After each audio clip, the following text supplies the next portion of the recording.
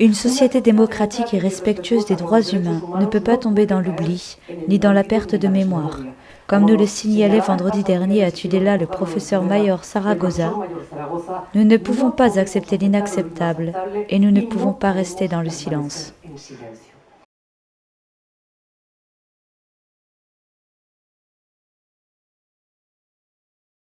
Now, people that survived the Holocaust are not very many left. Most of them are already dead. But you see, we still commemorate the Holocaust Day every year. It's a national memory and also a private memory. Everyone has his own private memories.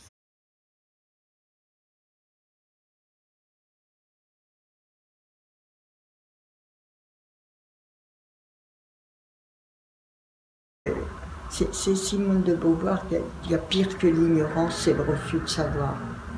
Ah, ben oui, le refus de savoir. C'est pour ça qu'il faut que je me balade avec mes bouquins, parce que ma mémoire fout le camp. Mais vous avez l'espoir. Oui. Sans mémoire, pas d'espoir, pas d'histoire. Voilà mon oncle. Voilà l'orchestre. Violoniste. Oui, oui. Voilà celui qui a disparu dans la rafle. Je pense à lui bien tard. Hein. C'est exactement ce que nous a dit le monsieur qu'on a interviewé la dernière fois, dont le père a été aussi interné et dont le père était musicien. Et son père disait « souffre mais chante ». Et ce monsieur aussi dit « c'est trop tard, je regrette, j'ai des regrets ». Mais en même temps, est-ce que ces regrets-là n'aident pas à transmettre les choses hein? Si vous aviez j'aurais pas le courage. Voilà. Ah ben oui, ça me donne des forces. C'est ça qui fait aussi que les choses sont transmises. Ah, oui.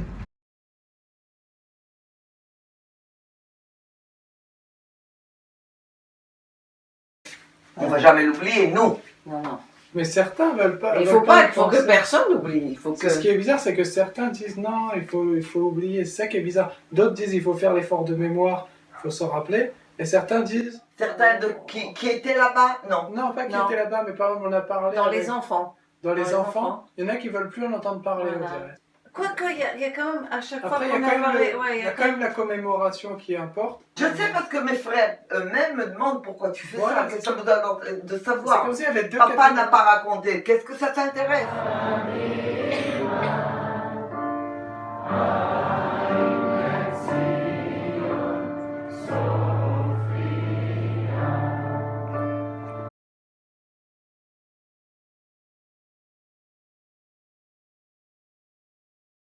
Tu la connais la chanson de Benny avec Rockefeller et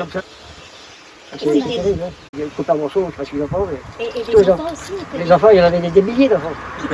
Ils ont été éliminés, tous les parents, ils ont pris tous les enfants, et ils ont mis dans des collèges obligatoires avec des uniformes pour vous apprendre à lire comme eux. Quoi. Et c'est dans quelles années?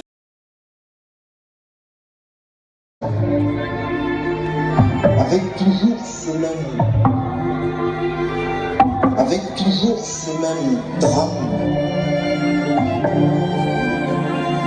Le fond de l'histoire se perd, on blesse, on assassine. Nous, on est passé le 9 février.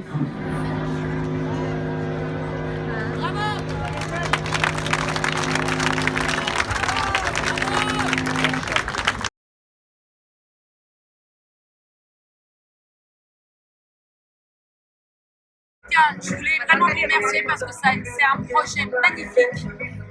On n'était pas au courant, on ne savait pas que cette histoire de Gurs existait. Et le film en lui-même, il est très prenant, on est dedans. À la fois, on est plein d'émotions et perturbé, mais comme derrière il y a la musique qui tempère nos émotions, c'est quelque chose qui nous marque et on est imprégné, on ne ressort pas indifférent de ce film. Les petites là, elles vont passer le brevet la semaine prochaine. Et justement, le programme c'est sur la Seconde Guerre mondiale. Et cette histoire de Gurs, c'est écrit nulle part. Elles vont voir où se trouve Gurs, c'est ce qu'elles m'ont dit, elles vont chercher où se trouve Gurs, elles vont fouiller plus loin. Il existe en Israël un métier qui s'appelle orthopédagogue, c'est-à-dire apprendre aux professeurs comment enseigner aux enfants, parce que tous les enfants ne sont pas réceptifs de la même façon. Et alors, la façon visuelle que vous avez utilisée, elle est excellente pour les enfants qui sont un peu dyslexiques, un peu en manque de concentration. Un projet comme ça, c'est magnifique, ça touche tout le monde. Le programme scolaire n'est pas adapté aux enfants. Ou la façon d'enseigner. Ou la façon d'enseigner, tout à fait. Il n'y a pas plus vivant qu'un cours d'histoire. Il n'y a pas plus vivant. Elles ont dit tout de suite, c'est le programme du brevet. Il faut qu'on retienne, C'est génial. Et pour les enfants qui ont des difficultés à retenir les cours magistraux, comme j'ai dit, l'histoire, ça se vit. L'histoire, ça se vit. Il faut un échange, il faut des exemples, il faut un film, il faut... Mais combien on a appris avec le cinéma? Combien on a appris? La chanson. Avec de l'art, vous allez au musée. Moi, j'ai fait l'expérience. On s'installe devant un tableau et derrière ce tableau, eh ben, on peut voir de la géométrie, on peut voir une histoire, la chimie des couleurs. Il y a plein de choses. À travers l'art, à travers, je sais pas, des films, on apprend plein de choses. La chanson peut amener. Une chanson de Georges Brassens, une chanson d'Édith Piaf, c'est écrit en bon français. Pourquoi on n'étudie pas ça en français?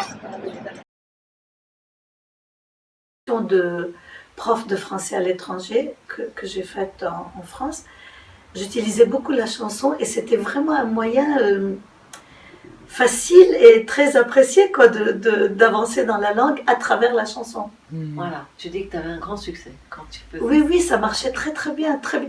Et en plus c'était dans la joie, ça les faisait rire parce qu'il y avait autant de nationalités que de personnes et ils allaient être dispersés dans...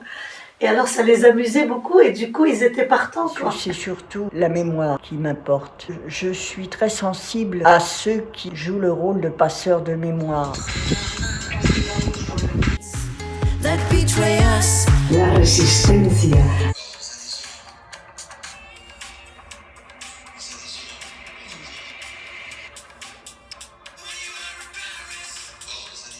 Gur, c'est un camp d'internement, plus exactement, qui se trouve dans le sud-ouest.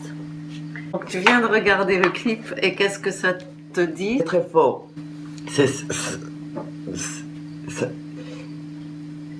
Je ne fais pas du passé table rase, moi. Hein. Au contraire, j'ai besoin du passé pour qu'il éclaire mon avenir et qu'il éclaire les valeurs que je défends. Mémoire pour reconnaître et réparer. Mémoire pour vivre ensemble. Mémoire pour respecter. Mémoire pour ne pas tomber dans l'oubli. Mémoire pour que des événements aussi tragiques ne se répètent jamais. À tous et à toutes, merci.